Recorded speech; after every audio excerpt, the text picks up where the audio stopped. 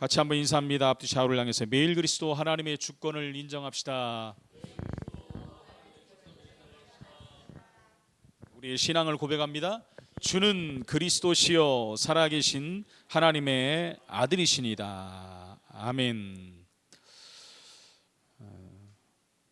어제 전권의원의 모임에 갔는데 노 회장님은 오후 예배를 소요리 문답을 한다고 그러더라고요. 소요리 문답. 그래서 인도를 잘 받으시는구나. 저는 대요리 문답합니다라고 말하려다가 안 했습니다. 가장 중요한 성경의 부분들을 우리가 또 하나님 앞에서 다시 한번 확인하고 가는 것이기 때문에 굉장히 중요한 부분입니다. 그래서 먼저 우리가 첫 번째 1문에서는 인간 최고의 삶의 목적이 무엇이냐라는 질문에 인간은 하나님을 영화롭게 하고 영원토록 하나님을 즐거워하는 것이다. 근데 그 앞에 하나가 들어가죠. 온전히 즐거워하는 것이다. 그러니까 변하지 않고 즐거워하는 것이다. 제 2문에서는 그렇다면 그 하나님의 계시다는 것을 어떻게 아느냐? 어떻게 아느냐? 바로 자연 계시를 통해서 또 특별 계시인 하나님의 말씀을 통해서 알 수 있다. 그런데 인간이 범죄함으로 말미암아 자연 계시를 통해서 하나님을 아는 기능을 잃어버린 거예요. 그래서 말씀을 통해서 우리 하나님을 아는 것이다. 3문에서는 그렇다면 이제 하나님 말씀이 무엇이냐는 거죠. 하나님 말씀을 통해서 하나님을 알아간다는데 하나님 말씀이 뭐냐는 거죠. 하나님 말씀은 신구약 66권만이 하나님 말씀이다. 그것이 유일한 것이고 다른 것을 붙일 수가 없다. 그 66권을 통해서 신앙과 행위의 유일한 법칙이 기록되어 있다. 그렇다면 오늘은 사문입니다. 그러니까 여러분 이게 순서가 그냥 쭉 나오잖아요. 하나님을 최고의 삶의 목적은 그분을 영원토록 또 즐거워하는 것인데 그 하나님이 어떻게 계시냐는 건 아니야. 그 말씀을 통해서 하는데 그럼 그 말씀이 무엇이냐? 이렇게 말했잖아요. 그렇다면 오늘은 뭐냐? 그럼 하나님 말씀이라는 사실을 어떻게 나타내는가? 그 얘기입니다. 성경이 하나님 말씀이라는 사실을 어떻게 나타나는가?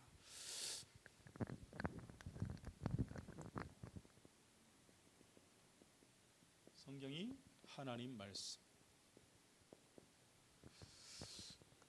어떻게?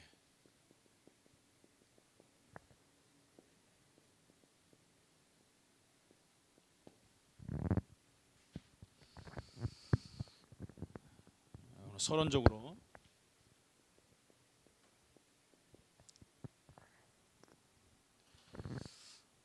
하나님 말씀을 어떻게 나타나는가? 어떻게에 대해서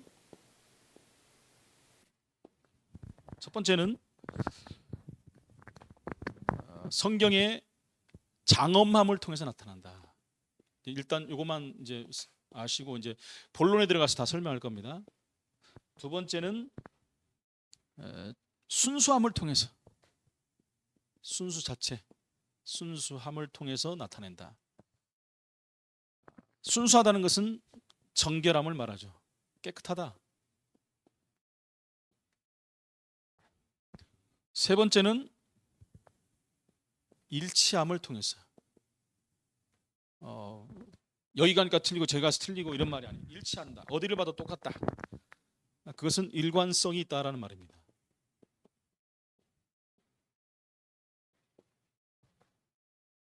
네 번째는 의도입니다.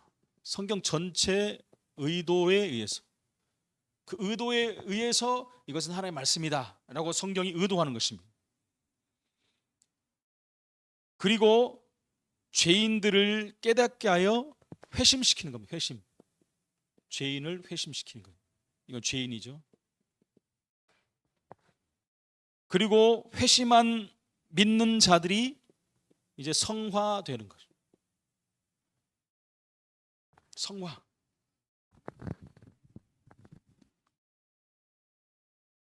그러면서 그 자체가 하나님의 말씀임을 명백하게 나타나는 것이죠. 그러나 사람의 마음속에서 성경에 의해서 그리고 성경과 함께 증가하시는 하나님의 성령님께서 알려주신다. 성령께서 하나님의 이 성경만이 하나님의 말씀임을 완전히 설득시킬 수가 있다, 이렇게 말하고 있는 것입니다. 그래서 성경 그 자체가 하나님의 말씀임을 스스로 나타내고 있다. 성경 자체에서 이 성경이 하나님의 말씀임을 스스로, 제가 목사임을 스스로 나타내는 것은 뭡니까? 목사 일을 하는 거예요.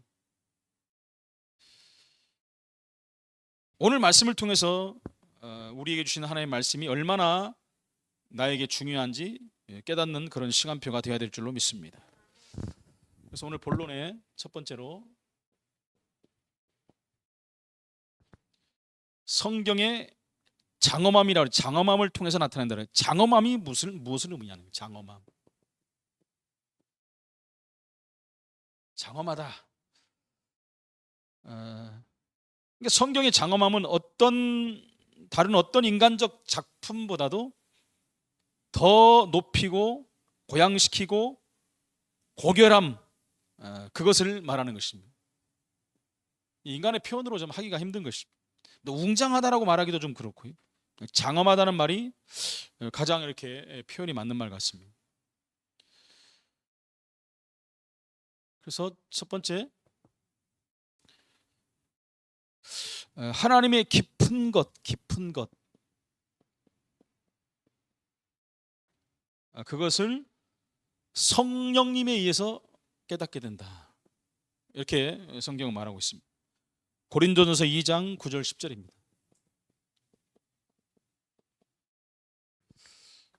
여기 하나님이 자기를 사랑하는 자들을 위하여 예비하신 모든 것은 눈으로 보지 못하고 귀로 듣지 못하고 사람의 마음으로 생각하지도 못하였다 함과 같으니라.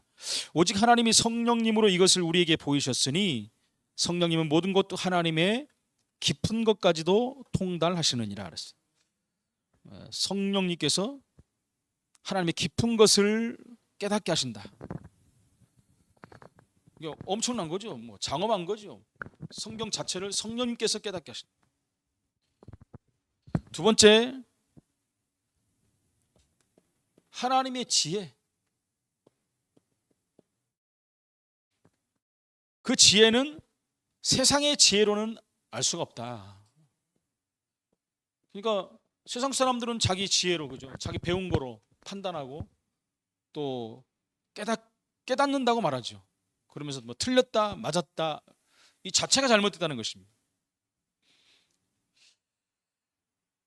고린도전서 2장 6절 7절입니다.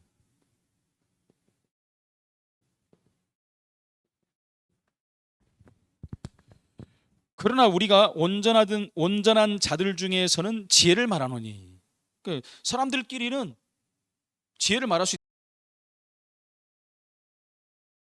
세상에서 없어질 통치자들의 지혜도 아니다. 오직 은밀한 가운데 있는 하나님의 지혜를 말하는 것이다. 그것은 감춰졌다라고 말합니다. 바로 하나님이 우리의 영광을 위하여 만세전에 미리 정하신 것이다 라고 말씀하고 있습니다. 세 번째입니다. 세 번째는 하나님의 자녀가 하나님의 말씀을 볼 수 있지 않습니까? 볼 수 있고 또 하나님 말씀을 믿습니다. 그렇죠? 보고 믿지 않습니까? 우리가 보고 듣고 또 읽고 믿는 거예요. 그것은 오직 성령으로만 가능하다. 그래서 나 성경 읽을 때도 하나님 성경 읽을 때 깨닫는 은혜를 달라고, 성령으로 감동시켜 달라고, 성령께서 조명해 달라고 이렇게 기도하고 우리가 성경을 봐야 되는 것입니다. 왜 그렇습니까? 성령께서 깨닫게 하시고 알게 하시니까. 성경으로 보게 하시고 믿는 것이 성령으로 말미암아라고 말씀합니다. 시편 119편 18절입니다.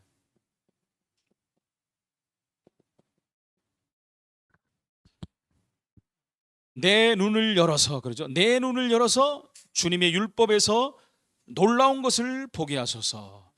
이게 성령의 감동으로 보지 않으면 자꾸 육신의 기준을 가지고 판단하고 해석하고 이렇게 한다니까요. 여러분, 인본주의적인 성경 해석이 돼버리는 거예요.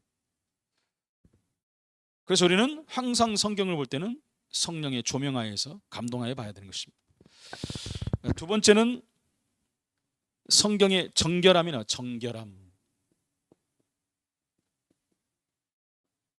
정결하다, 아까 말씀드렸죠? 순수하다. 그리고 모든 부분이 일관성이 있습니다. 일관성이라는 게 뭐죠? 배치되지 않고 뭐 따로 해석되고 틀리고 이런 걸 말합니다. 일치한다는 얘기잖아요. 일관성. 구약을 봐도 마찬가지고 신약을 봐도 마찬가지고 뭐 창세기를 봐도 마찬가지고 마태복음을 봐도 일관성이 있다. 틀리지 않는다는 거예요. 이랬다 저랬다 하지 않는다는 것이죠. 그러면서 전체로서의 성경의 범위를 선포한다. 전체. 아까 말씀드린 전체가 하나님 말씀의 일관성이 있음을 선포한다. 첫 번째, 성경의 정결함.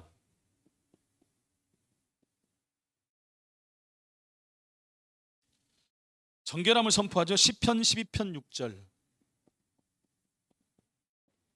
그리고 사도행전 26장 22절.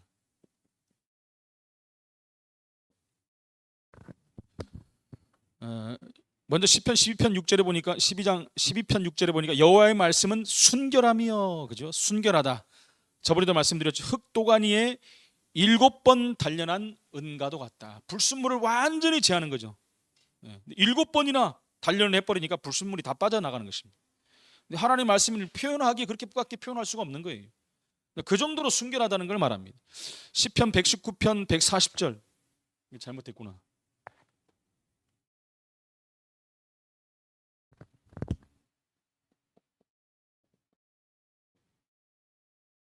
여기에도 주님의 말씀이 심히 순수함으로 주님의 종이 이를 사랑하나이다. 너무나 순수하고 정결하기 때문에 주의 종이 이를 사랑한다라고 고백합니다. 두 번째는 성경의 모든 부분에 일관성을 선포하죠. 일관성이 있다. 일치한다. 틀리지 않는다. 사도행전 10장 43절.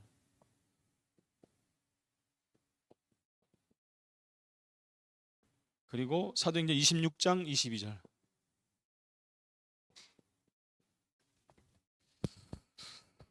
(10장 43절에) 보니까 그분에 대하여 모든 선지자도 증언하되 그분을 믿는 사람들이 다 그분의 이름을 힘입어 죄사함을 받는다 하였느니라. 무슨 말입니까? 예수 그리스도 이름으로만 구원을 받는다는 얘기예요. 어디를 봐도 다 이 얘기입니다. 그죠? 뭐 마태복음을 보니까 틀리고 사도행전을 보니까 틀리고 계시록을 보니까 틀린다는 게 아니에요. 어디를 봐든지 구약을 봐도 거기에 다 예수 그리스도 나오고, 그러니까 구약은 다 예표로 만들었지만 다 예수 그리스도 믿어야 구원받는다는 얘기예요. 그걸 말한다. 그러니까 일관성이 있다는 거예요. 사도행전 26장 22절에도 하나님의 도우심을 받아 내가 오늘까지 서서 높고 낮은 사람 앞에서 증언하는 것은 선지자들과 모세가 반드시 되리라고 말한 것밖에 없다. 그걸 바울이 지금 말한 거예요. 어떤 사람 앞에서도 내가 말하는 것은 선지자들과 모세가 반드시 되라고 말한 것밖에 없다. 바로 예수 그리스도의 십자가에 못 박아 죽으심으로 우리의 죄 문제를 끝내시겠다. 그거 말하는 것입니다. 그거 반드시 그렇게 될 것이라고 말한 것밖에 없다. 일관성을 말하는 것입니다. 구약을 말하면서 지금 말하는 거예요, 바울이. 그럼 세 번째, 전체로서의 성경의 범위를 선포하죠. 로마서 3장 19절. 그리고 로마서 3장 27절.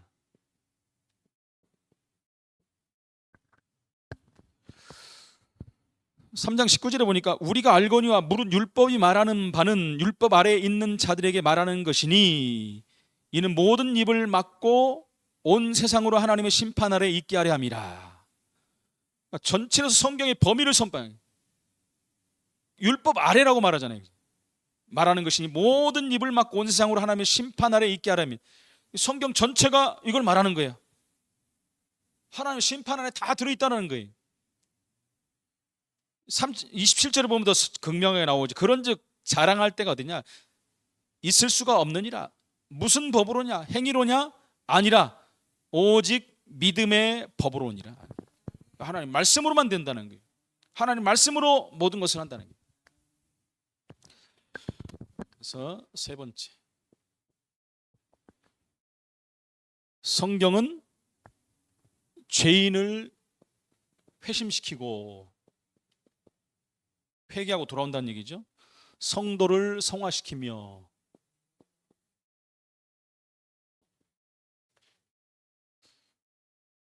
그리고 마음 안에서 역사하시는 성령님의 증거, 성령님의 증거를 선포한다 그랬어요.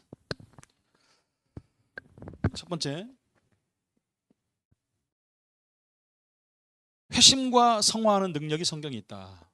회심과 성화, 이것이 어디 있냐? 성경에 있는 거예요. 성경 밖에 있는 게 아니에요. 그러니까 성경대로 믿으면 되는 것이죠. 자꾸 밖에 있는 것을 뭐 도덕적인 규범과 이런 것을 자꾸 집어넣으니까 안 된다는 거예요. 성경은 인간의 영혼을 개심시킨다. 마음을 바꿔버리는 거죠. 개심. 시편 19편 7절 8절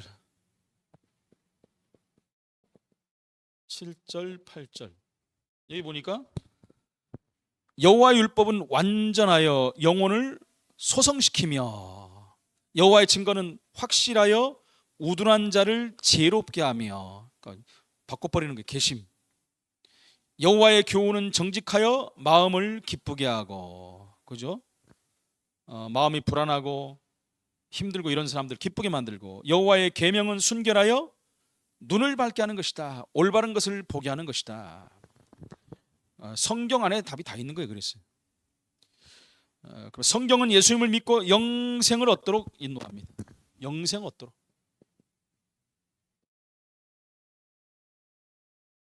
요한복음 20장 31절에 성경 기록 목적이 한 절로 다 나타난다고 그랬죠. 오직 이것을 기록함은, 하나님의 말씀을 기록함은 너희로 예수께서 하나님의 아들 그리스도임을 믿게 하려 하며 또 너희로 믿고 그 이름을 힘입어 생명을 얻게 하려 합니다 그랬어요. 간단히 말하면 예수 믿고 구원받으라는 거잖아요. 그 길로 가도록 인도하는 거예요. 그리고 성경은 인간에게 교훈을 주시기 위해서 기록됐다. 교훈.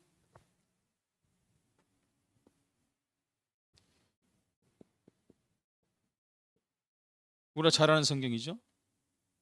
로마서 15장 4절.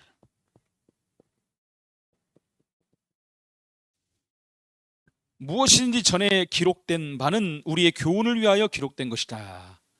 그러니까 오늘을 살아가는 우리에게 교훈을 주기 위해서 기록됐다. 어떻게 살아라, 이렇게 살아라, 저렇게 살아, 저렇게 하면 안 된다, 이런 것을 말하는 거예요. 그러면서 우리로 하여금 인내로서 성경의 위로로 소망을 가지게 인내해야 된다는 거예요. 인내하고 그냥 참는 게 아니라 성경에서 위로를 받고 거기서 소망을 가지기 위해서 성경이 기록됐다라고 말씀합니다. 그러면서 네 번째, 성경은 인간들을 치유하는 거예요. 치유.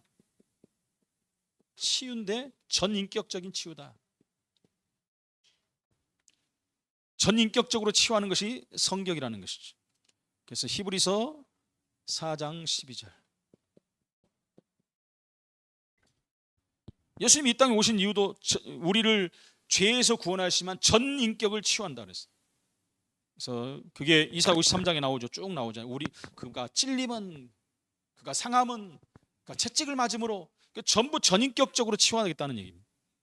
히브리서 4장 12절에 하나님 말씀은 살았고 운동력이 있어, 활력이 있다. 좌우의 날선 어떤 것보다 예리하여 나오죠. 혼, 영, 관절, 골수, 찔러 쪼기까지 마음, 생각, 뜻을 판단한다. 전인격을 치유하는 것이 하나님의 말씀입니다.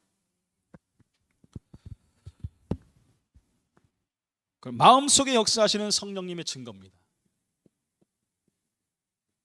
성령님의 증거. 마음속에 역사해 성령께서. 성령님은 하나님의 자녀에게 진리의 말씀으로 인도하십니다. 진리의 말씀으로 인도하십니다. 거짓말이 아니죠. 진리의 말로 우리를 인도하신다 그랬어요. 요한복음 6장 13절 14절.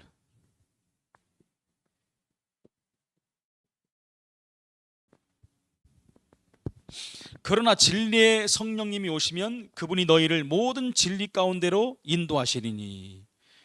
거짓이 판을 치는 시대 아닙니까? 얼마나 거짓이 많습니까? 유튜브에 나오는 거 웬만한 거 다 거짓말이에요. 다 거짓말.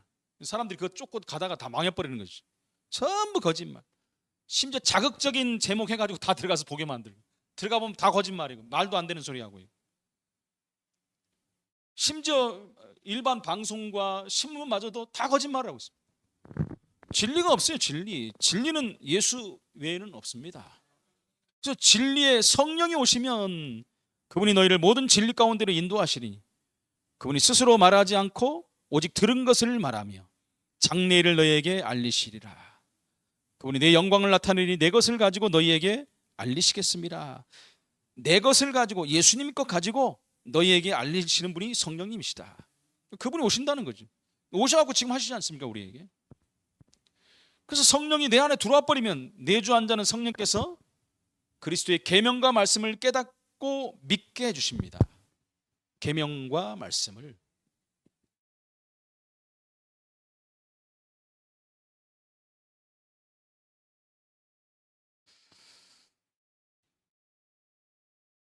요한일서 2장 20절입니다.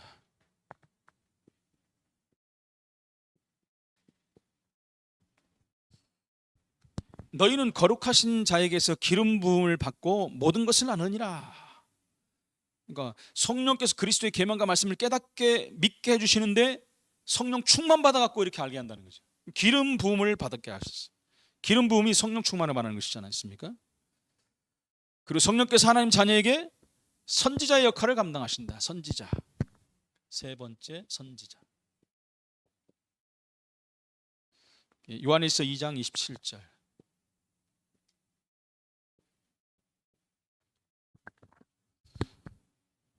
그래서 저와 여러분들이 하나님의 말씀을 대언하는 자로 강단에 서기도 하고, 또 양육하는 일을 하기도 하고, 후대를 세우는 일을 하기도 하고, 밖에서 또 전도하는 일도 하지 않습니까?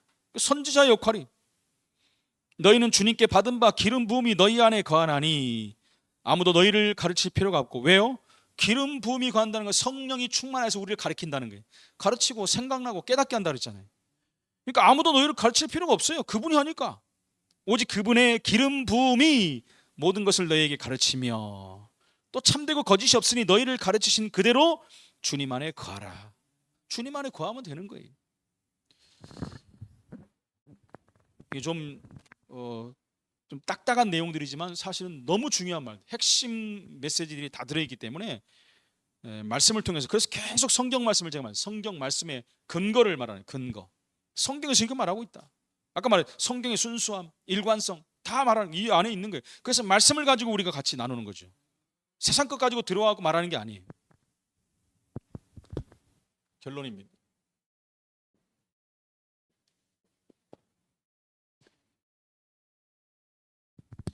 성경은 그 자체가 하나님 말씀임을 증거합니다. 그 자체가 증거한다. 아까도 다 한 내용이죠. 그 자체가 하나님 말씀을 증거하는 거예요. 그렇기 때문에 성경은 무오합니다. 무오가 뭐죠? 오류가 없다. 틀림이 없다. 그렇죠? 오류가 없습니다. 영원은 영원히 그렇습니다. 어제나 오늘이나 영원토록 동일한 말씀입니다.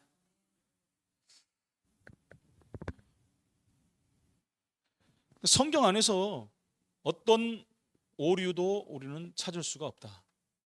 성경 안에서 오류를 찾을 수 없어요. 성경 자체가 모든 오류에서 자유하다고 선포했기 때문에 성경은 무오한 책입니다. 무오. 오류가 없다. 똑같은 말이죠. 모든 오류에서 자유하다고 선포했어요. 성경 자체가 그렇게 선포를 했다니까요. 그래서 성경에 대한 우리의 믿음은 우리 자신의 경험으로 하면 안 돼요.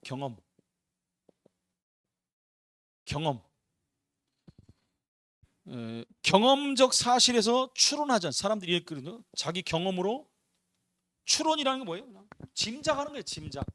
자기 경험, 지혜로 배운 것으로 살아온 것 가지고 추론해버려요. 그러니까 성경을 막 자기 마음대로 해석해 버린다니까. 그게 아니라는 거지. 그래서 성경이 교훈하는 그 교훈 자체가 돼야 돼요.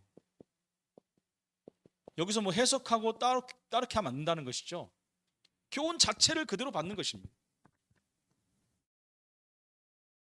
그래서 성경 자체가 성경이 무하다는 것을 증거합니다. 증거. 성경 자체가 스스로 무하다고요. 왜요?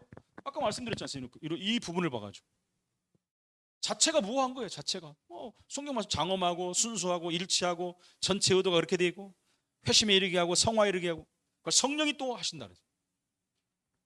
그 자체가 무하다는 증거를 말하는 것입니다. 그게 이사야 34장 16절.